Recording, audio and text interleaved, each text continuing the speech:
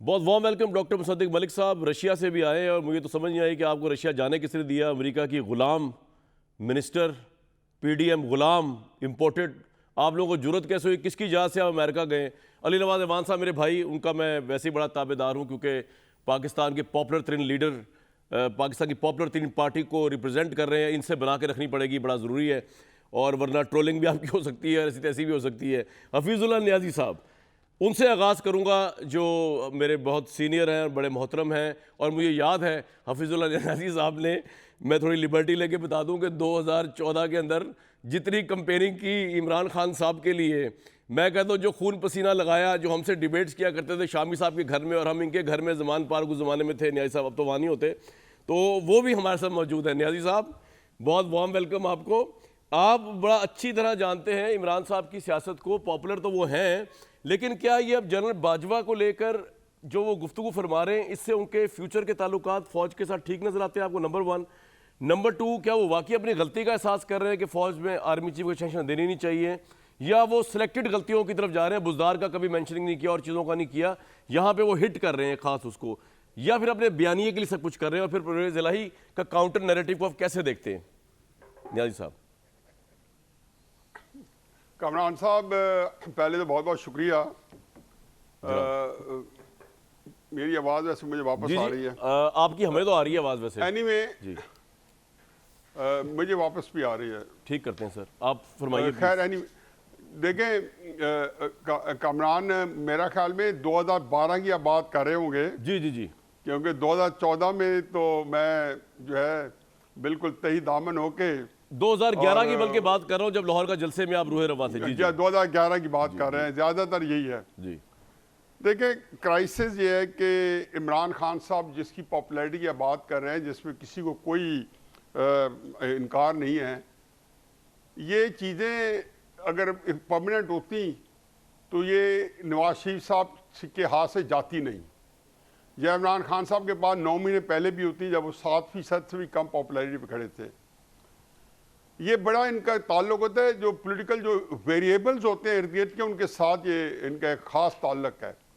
जब variables change होते हैं, यानी कि जो वेरिएबल्स नवाज शरीफ की पॉपुलैरिटी के लिए मददगार थे, वो वेरिएबल जब इमरान खान साहब तक शिफ्ट हो गए, तो इमरान खान साहब को वही जो मिली पजीराई मिली।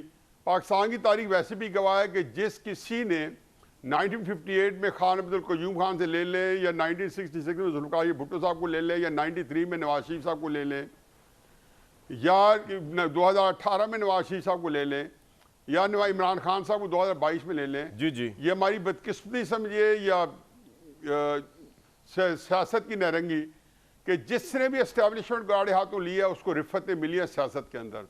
ठीक। जहाँ तक परवेज़ इलाही साहब का तल्लुक है, देखें जी, ये इंटरव्यू दोनों जो है मेरे नज़दीक फरमाइशी हैं, अच्छा, और ये बाजवा साहब की पुरजोर फरमाइश पे कराए गए होंगे कि जिस तरीके से इस जिसको कहना चाहिए कि तकलीफ दह तरीके से किसी का एग्जिट हुआ है, किसी आर्मी चीफ का। बड़े बड़ों को मैंने बेआबरू होकर निकलते देखा है इससे पोस्ट से, पहले भी 2-4 मिसालें होंगी, लेकिन हकीकत यह है कि बाजवा साहब ने एक नई मिसाल कायम कर दी है। जब पीटीआई ने उन पर वो ज़बान इस्तेमाल की है जिसके लिए उनको इनकी ज़ेर निगरानी बाजवा साहब के ब्रिगेड से आ हुई थी, आप पारा में बैठ के, जहाँ पे और भी कई लोग मददगार साबित हुए थे, और आखिर तक वो दामे दुर्मे सुखने उसमें कंट्रीब्यूट करते रहे थे। तो इस डिबेट के अंदर जो है, जब वो कर रहे थे, और जो गालियों की या जो एक ट्रेनिंग चल रही थी, वो बाजवा साहब को कहते हैं ना कि you live by the sword, you die by the sword. वो जब वही तलवार उनके ऊपर चली तो वो पता चला कि किस बेरहमी से वो मुखालफीन को इमरान साहब के झूठे अंदाज में जो गालियां देते रहे, उनको सच्चे अंदाज में सुननी पड़ गई। जो तकलीफ दे पहलू है बाजवा साहब के लिए यह है कि उसके लिए जो पाकिस्तान की बाकी सियासी जमातें हैं, उन्होंने भी ताली बजाई, बल्कि उन्होंने हिस्सा डाला, क्योंकि सारे जो थे अपने अपने जख्म कुरेद रहे थे, बाजवा साहब के घाव लगाए हुए थे। इमरान साहब को ये ज़रूर है कि जी बाजवा साहब उसको बड़े एहतमाम से लाए थे। एक तारीख जिसको कहना चाहिए कि एक कोने में पड़ा हुआ एक स्लीपर सेल, जिसकी कोई पाकिस्तान का फ्यूचर था, वो सारी अपनी पॉपुलैरिटी खर्च हो चुका था, उसको इन्होंने झाड़ पूंछ के या निकाल के उसके उसे डस्ट उतार के जब लेके आए तो एक मौसर बन के सामने आया। अब वो मौसर जो है ना से बाजा को, बल्कि आप देख लें कि मैं तो कहता हूं कि इमरान खान साहब की जुर्रत को मैं सलाम कहता हूं। एक तो उनकी वजह से मुझे जो कुव्वत गुफ्तार मिली है, बहुत सारी बातें, मैं तो 3 साल मेरी जंग अखबार में मेरा कॉलम नहीं छपा। ये 2019 में अप्रैल में बंद हुआ और मई 2000 जो है आगे 22 में शुरू हुआ। एक कामरान की आज़ादी तो मुझे मिली है, लेकिन अगर ये इमरान खान की वजह से मिली है तो भी मैं शुक्रिया अदा करता हूँ। राइट। मुझे अपने प्रोग्राम रिपोर्ट कार्ड में बंद करके रख दिया गया था।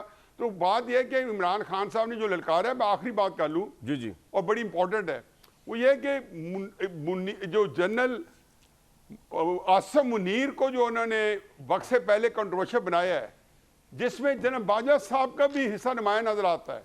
और इमरान खान साहब ने उनको ललकारा जब कहते थे कि नवाज शरीफ जिसको बनाना चाहते हैं, क्योंकि ये बात सबको पता थी कि नवाज शरीफ साहब किसको बनाना चाहते हैं। अल्लाह का करम है कि नवाज शरीफ साहब ने फिर आर्मी चीफ नवाज शरीफ साहब ने बनाया। उसमें नवाज शहबाज शरीफ हो, जरदारी साहब हो, फजल रहमान सर, साहब हो, आपने इमरान पूरी खान हिस्ट्री साहब बयान हो, कर दी। ये सारे देखते रह गए। तो उन्होंने कहा जी कि ये वो आके मुझे नाअहल करार देगा और नवाज शरीफ साहब को जो है उनके कैसे ख़त्म करेगा। तो उन्होंने 26 तारीख भी उनको कंट्रोवर्शियल बनाने के लिए की थी, लेकिन सारे हर पे नाकाम गए। लेकिन ये चीज़ें जो हैं इमरान खान साहब के जो ऑप्टिक्स हैं, मेरा ख्याल है उनके लॉन्ग टर्म के उनके फ़ायदे में नहीं हैं। राइट।